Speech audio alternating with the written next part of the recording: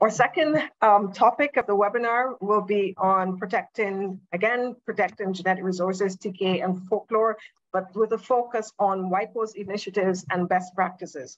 Our first speaker on this session will be Ms. Lilyclaire Bellamy, who is an attorney at law, a trained communicator with extensive experience in intellectual property law, health administration law. She holds a bachelor's degree in communications and law and a master's in media studies with a minor in educational technology. She directs legal and policy aspects at the Jamaica Intellectual Property Office and provides legal advice and guidance relating to intellectual property rights, international relations to the government of Jamaica. Ms. Bellamy currently is the vice chair of WIPO's Intergovernmental Committee on Intellectual Property and Genetic Resources, Traditional Knowledge, and Folklore. Welcome to make your presentation, Ms. Bellamy. The floor is yours. All right, thank you so much for that introduction, Wendy. My apologies for joining late. I actually returned yesterday, well, late last night from Geneva because we just had the 44th session of the Intergovernmental Committee on Genetic Resources, Traditional Knowledge, and Traditional Cultural Expressions. That session just ended. But before I get into the specifics of the IGC, I want to go back in time to the year 2008, which seems a long time ago, which it really is, but not in terms of the development of legislation or a treaty. So in the year 2008, the World Intellectual Property Organization had a workshop in Jamaica for the entire region. At the conclusion of that workshop, a technical working group was formed with representatives from a number of member states. Those representatives visited quite a few of the CarIPI member states to get information on the status of genetic resources, traditional knowledge, and traditional cultural expressions in the region. This was the second phase of a program that had started in 1999 when a fact-finding mission had been conducted throughout the region. At the conclusion of that technical working group, a number of papers were prepared and presented. Those documents were then put together and a number of submissions were made to governments in the region. We need to look at the whole area of traditional knowledge, traditional cultural expressions, and genetic resources in the context of the revised Treaty of Chaguaramas, which speaks to putting protection in place for this subject matter. So this is an area that the revised Treaty of Chaguaramas recognized as being an important area for our region. It spoke specifically to protecting the rights of indigenous peoples. And you would have heard from the previous speakers, the context in terms of the Nagoya Protocol, the work that has taken place in that area. But in the area of GRTK and TCEs, which are the acronyms I'll use for genetic resources, traditional knowledge, and traditional cultural expressions, there wasn't a lot of work in the English-speaking Caribbean. So basically, we're fledgling nations when it comes to that subject matter. Throughout the years, a number of member states have participated in meetings at the World Intellectual Property Organization. Specifically, Trinidad and Tobago and Jamaica have attended on a regular basis. In most instances, when funding has been provided, the meetings of the Intergovernmental Committee, which I'll refer to as the IGC, which is focused on traditional knowledge, traditional cultural expressions, and genetic resources. The session of the IGC that ended last week, Friday, was IGC 44. The discussions and negotiations at the IGC have been taking place from in or around the year 2000, and we're now in the year 2022. For a long period of time, up to the year 2010, the subject matter of genetic resources did not have a paper. The documents dealing with genetic resources were basically categorized as a non-paper.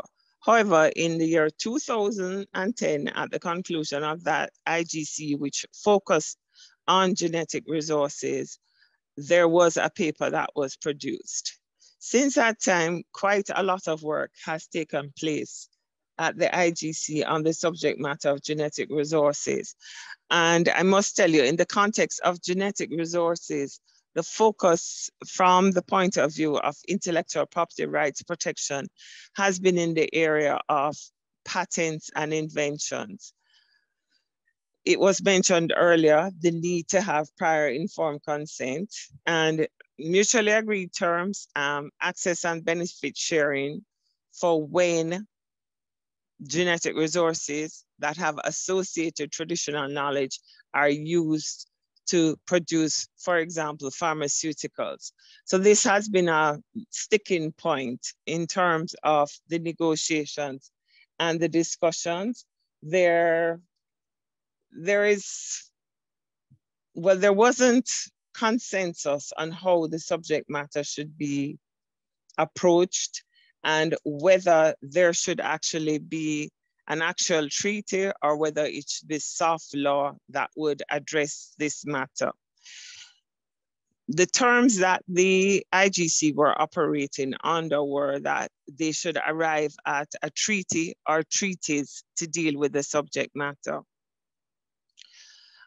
IGC 43 had a meeting earlier this year, in around May of this year. And at that meeting,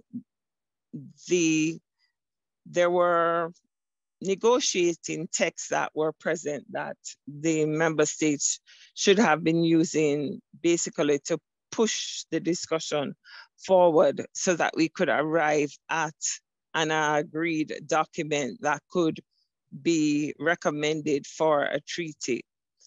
Well, we couldn't arrive at a consensus regarding the negotiating text. However, there was a chairman's text, and that text basically took perspectives from the negotiating text, along with interventions that had been done by the facilitators, representations from the Indigenous Caucus, which represents Indigenous peoples, and other member states. And that text was basically transmitted to the General Assembly of the World Intellectual Property Organization for the General Assembly that was held in June of this year. At the General Assembly, there was a decision that was taken that that text would move to a diplomatic conference, and that the diplomatic conference on the area of genetic resources being addressed by the IGC should be concluded by the year 2024. So we're at the stage now where the text of that was produced by the then chair of the committee, which was, he was from Australia. That text is going to form the basis of the treaty that deals with genetic resources. This leaves us with the areas of traditional knowledge and traditional cultural expressions. Those were discussed at IGC 44, which was held last week and concluded on Friday.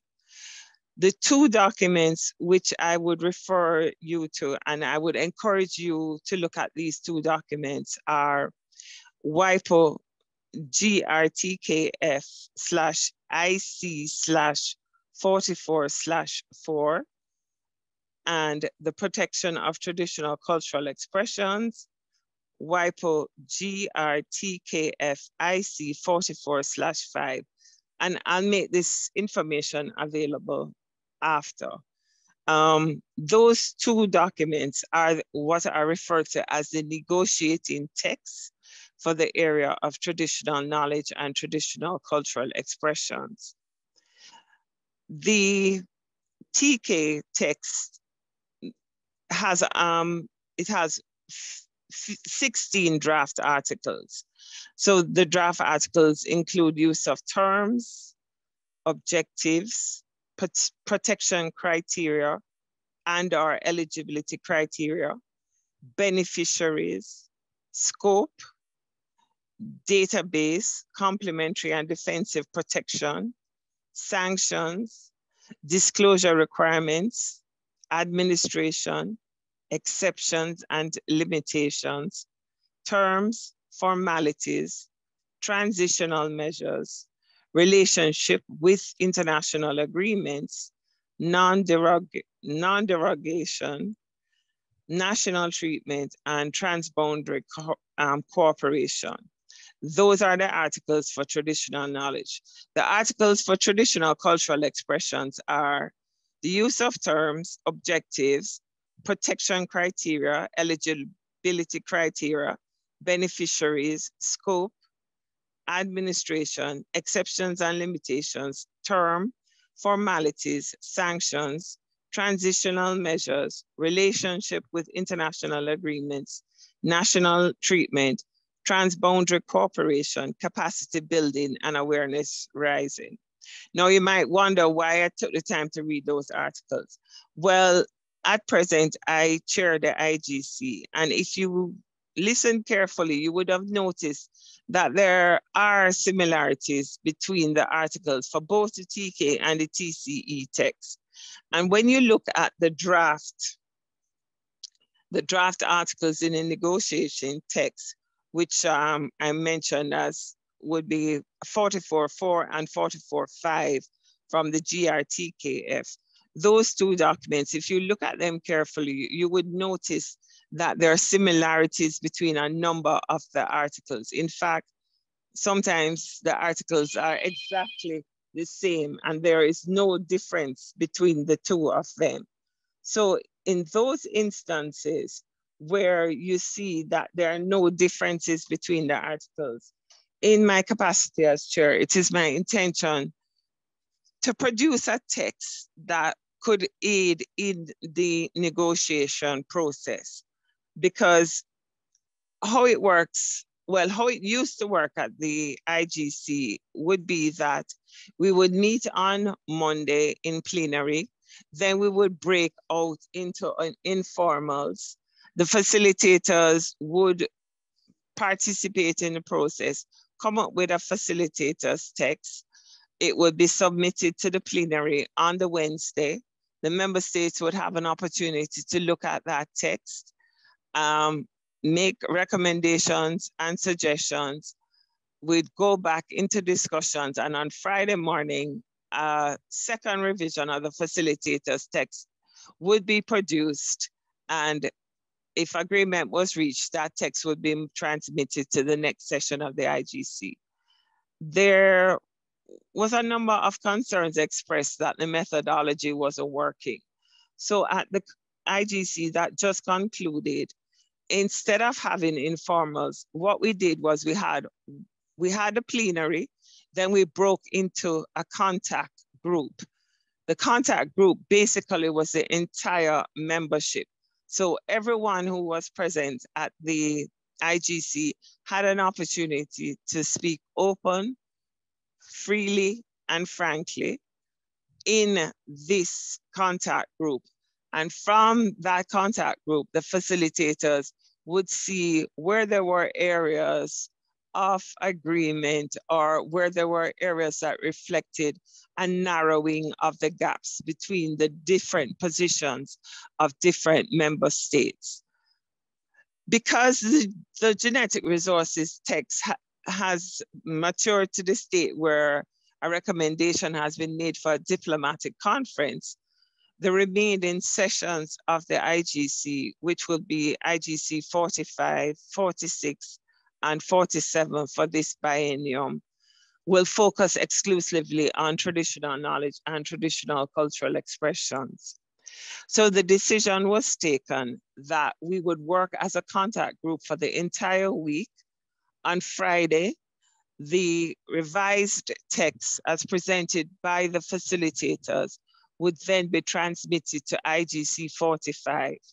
So between now, which is September, and the IGC 45, which is scheduled for December the 5th, member states, members of civil society, the Indigenous Caucus, corporations, everyone would have access to these documents, including, I'm hoping, the persons who are present here today and the member states of CARICOM, of CARIFORUM, that everyone would have an opportunity to look at those texts and make comments or recommendations and suggestions towards narrowing the gaps so that we could work towards achieving a treaty or an instrument that would focus on traditional knowledge and traditional cultural expressions of Indigenous peoples and local communities. So that has been the focus of the recently concluded IGC. How much more time do I have, Wendy? I think you're just about up in terms of time. Okay, all right. Well, there's much more that I can share, but I think I just thought it was important for me to give an overview of the process and basically to just encourage members from the CARIFORUM states to become more actively involved in the process of the discussion at the Intergovernmental Committee on Genetic Resources, Traditional Knowledge, and Traditional Cultural Expressions. I'm happy to share, and in my capacity now as chair of the IGC, I would really welcome the opportunity to receive and address comments from the region so that we can work towards an instrument that will be of benefit to all of us. So thank you so much for this opportunity.